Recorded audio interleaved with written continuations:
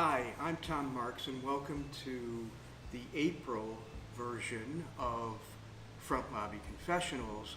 This is a very special confessional because it is the unofficial 20th anniversary of modern day content marketing.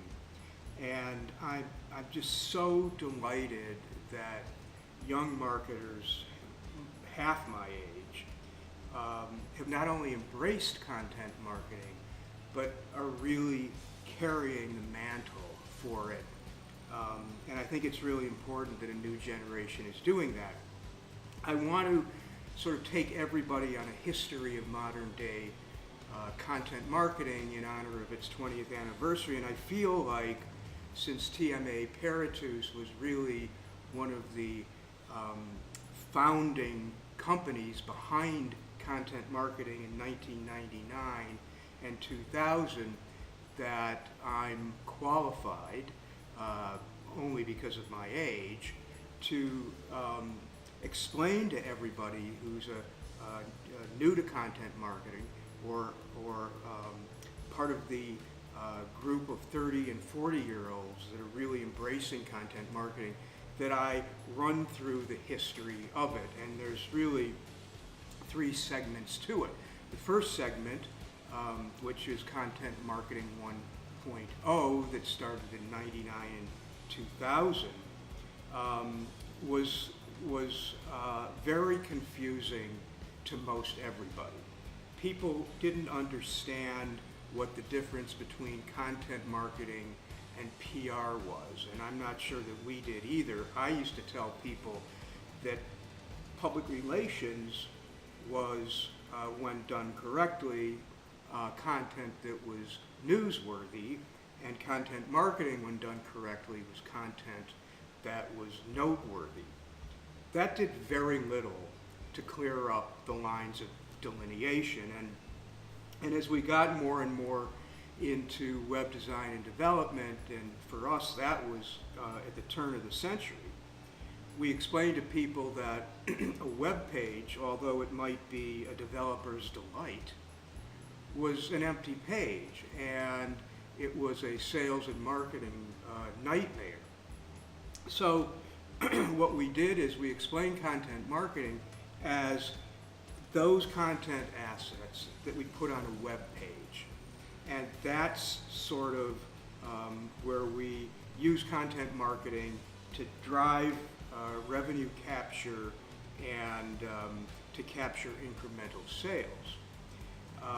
And people sort of understood that, and that's where the whole content is king expression came from. I coined the phrase early in 2000 that content was commerce, because we started putting content on PDPs, which were product detail pages in e-commerce.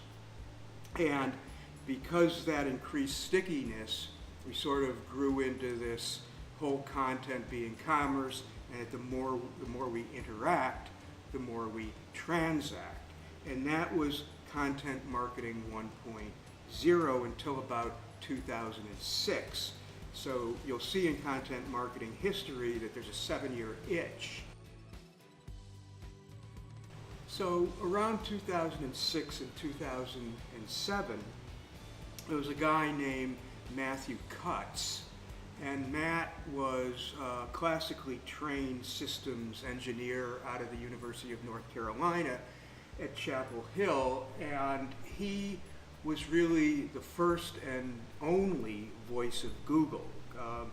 There was no voice before that, and Matt submitted his resignation in 2016, I believe, and there hasn't been a voice, a human voice, after that. But Matt Cutts really sort of let us in behind the curtain. And he told us that there were essentially a little over 200 algorithms that comprise search. And at the time, 30% of those algorithms were content related. Since then, it's 35, some people think it's 40%. And that if you updated your website with fresh and interesting, compelling content that was relevant to that page, that Google would reward you in search. And if you didn't, it would penalize you in rank.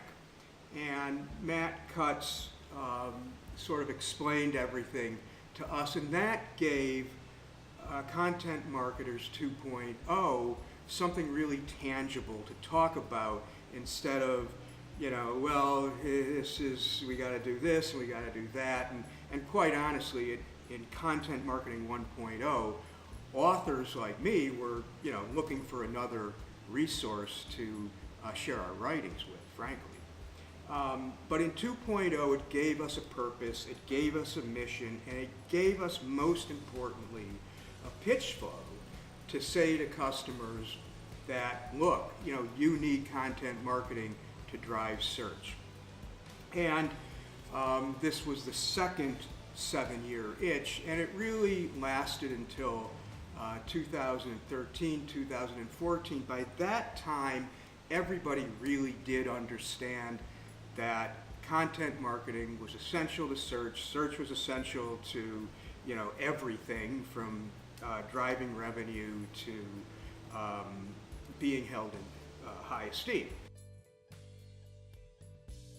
So in the years of Content Marketing 3.0, 2014 to 2015, and ultimately to what I believe will be 2022, I started using content marketing and influence marketing as the engine to drive thought leadership. And in my 21st Century Disciplines of Market Leadership, I've always counseled clients and groups that I speak to that to be a market leader, you need to be either a value leader, a service leader, an innovation leader, or a thought leader.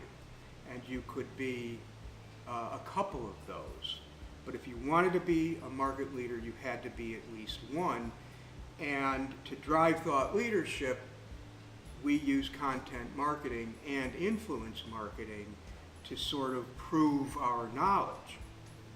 And I think this is not only 3.0 for the last few years, but it'll last a few more years.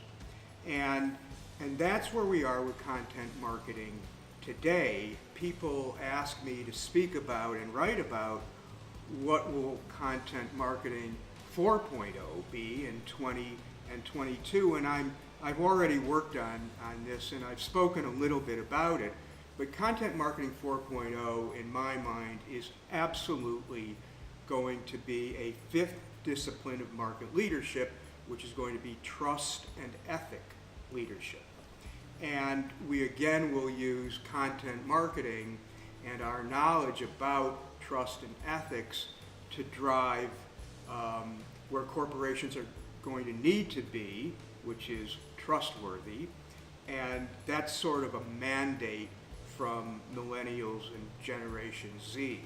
So I think from 2022 to 2028 or 2029, content marketing 4.0 will shift from proving our thought leadership to proving our trust and ethic leadership. So please share this sort of history of modern day history, of course, of content marketing with everyone you know, because I just think that it's important that younger people share the mantle, as I've said, and really carry forth what is an extremely important aspect of sales and marketing in general.